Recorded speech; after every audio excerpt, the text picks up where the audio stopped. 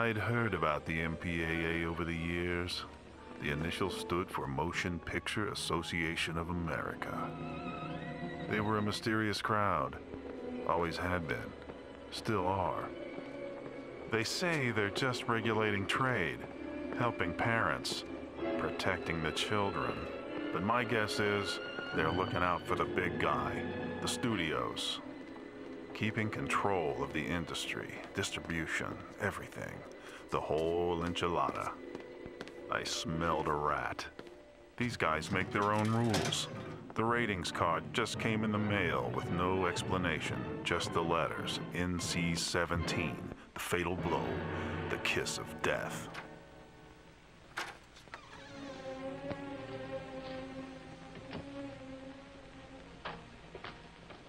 Can I help you?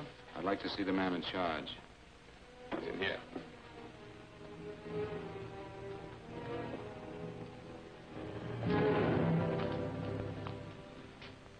I want to report a murder. Sit down.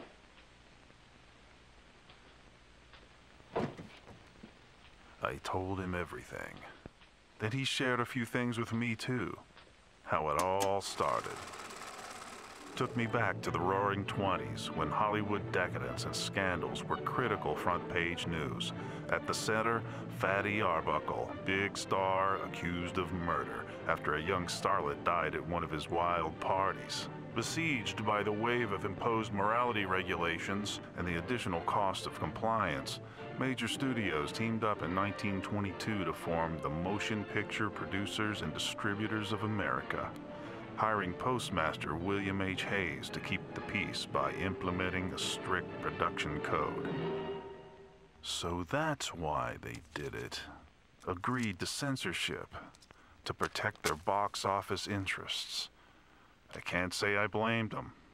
For decades following the formation of the MPPDA, the Production Code Office policed the industry as a way of self-regulation and self-preservation. I couldn't sleep. I can see why they needed standards, but something just doesn't add up. And they have these bullshit statistics that they bring up where it's like, well, 78% of parents say they find the ratings very useful. And I always feel it's like, because they're the only game in town, you know, I mean, as compared to nothing at all, they probably are useful. But it's like that Tide commercial where they have the sock that's white, and then they show you the whiter one. I always wonder if, like, look at their parents, there could be a real ratings board where if you were unhappy with it, there could be real transparency, real accountability, real accountability, real accountability, real accountability. Real accountability. I don't know who that guy was, but he was sure speaking my language. It seemed so hopeless. If you choose not to accept the rating, you can't advertise your film. The difference between an NC-17 and an R rating could mean the loss of millions of dollars. It limits your ability to market your film. With this rating, Walmart won't sell the DVD. Blockbuster won't carry it. Excuse me. That's 40 to 50% of the market. Who are these raiders? Their rules are kept secret. Can't anyone ever fight back? Break the code? I needed to find out. So I did a little searching on my own. Found out all about it. There it was. It was called The Moon is Blue. First movie in 1953 to be released without a rating. You won't mind coming up, will you? I'm not so sure. Would you try to seduce me? Not bad for an independent. I had heard United Artists agreed to pick up the tab in exchange for domestic distribution rights. Blew the lid off the box office, too.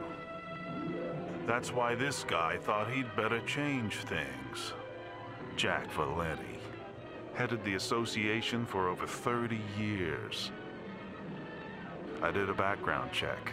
Found out he came from Washington, from the president's office. Had lots of friends in high places. No wonder they picked him. In 1968, he changed things all right. They had changed the name, he changed the meaning. Censorship becomes voluntary ratings, classifications. I have to hand it to him. Wish I'd thought of that. Oh, and one last thing. And this is a big deal. Since the MPAA members are made up of the most powerful motion picture studios representing the world's largest media corporations, together, these guys control about 95% of the film business. And with the MPAA right smack in the middle of it, how can the little guy survive? One thing that I have learned in my long, and some would say checkered career, is that in Hollywood and Washington, there are no secrets.